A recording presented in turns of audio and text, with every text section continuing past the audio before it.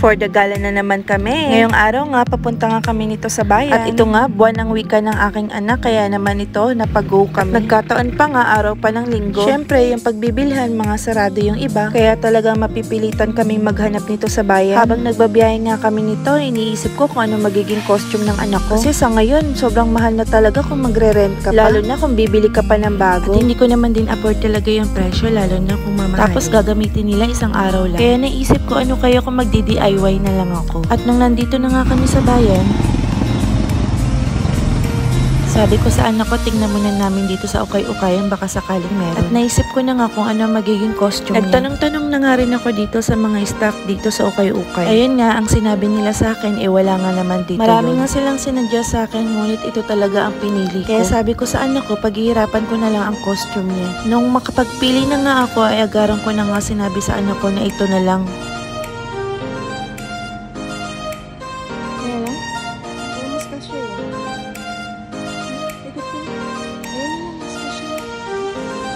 Kaya naman dali-dali ko na rin binayaran sa counter. Hindi ko na nga binidyohan ng mga susunod na eksena. Kaya sinabi ko sa asawa ko, doon na lang kami titingin sa 88 Mall.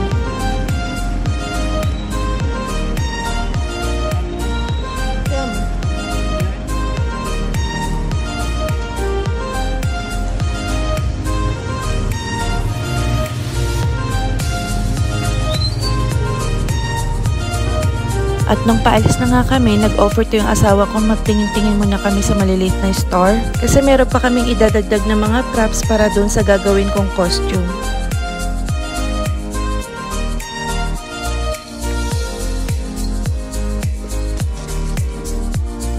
At dito nga tinanong ko kung meron at sinabi nga ng tindera meron nga daw. Kaya lang nang pinakita niya sa amin ng asawa ko, hindi nga yun ang hinahanap namin. Kaya tumingin-tingin na lang ako baka sakaling mahanap ko yung hinahanap ko. Kaya sinabihan ko yung asawa ko na kung pwede ba doon na lang kami sa kabila baka sakaling meron. Naghanap na nga kami pero wala talaga kaming makita rito.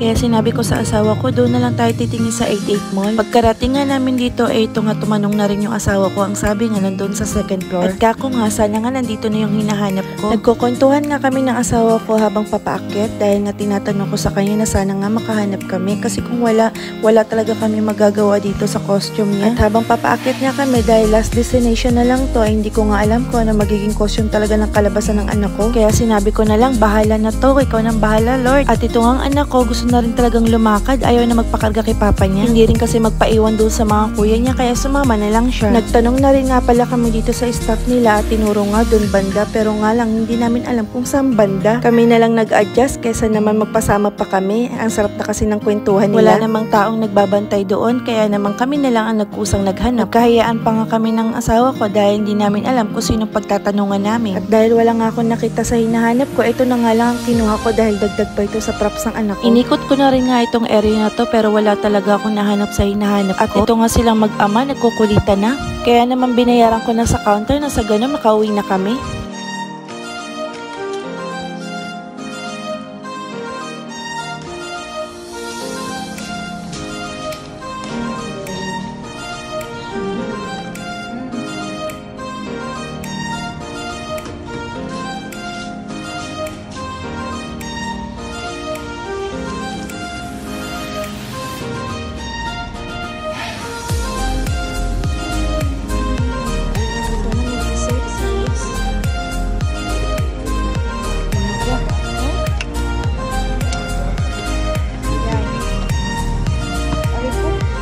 Bye ka talaga sa schoolan.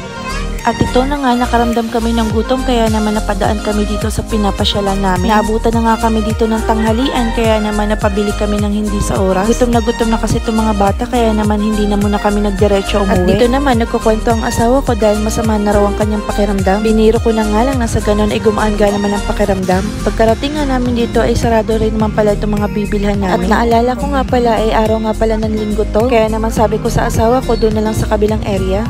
At ito nga, dito na kami inabutan ng gutom, napabili na rin kami ng ice cream. Kaso nga lang, yung anak kong pangalawa ay nag-request talagang gusto niya kumain. Bebe, abot mo, Wen. Abot mo ba yan? Yan, meron ka din. Upo na dyan, upo. Upo na dito, upo.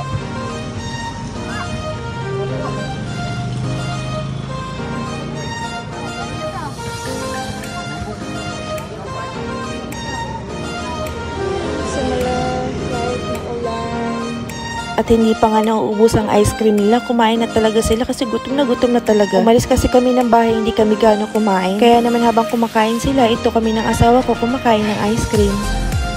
At dahil nakikita ko ang mga anak ko, sarap na sarap sila sa pagkain, kaya naman sabi ko sa asawa ko, bilhan niya rin ako.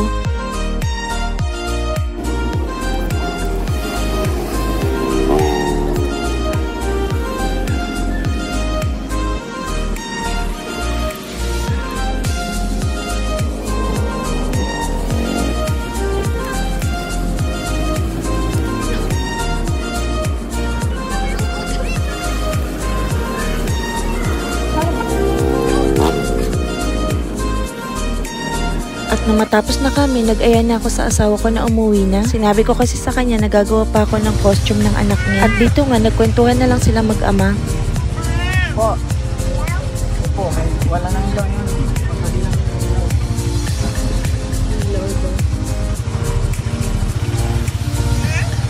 Opo, wala na ngayon, wala.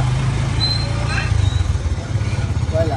Mabuti na lang sa pagbiyahe namin ay hindi naman umuulan. At kung napanood mo ang aking YouTube channel, sana ma-like mo at ma-share at subscribe na rin. Kaya guys, hanggang dito na lang ang aking pagbibideo. Maraming salamat. Abangan nyo ang part 2.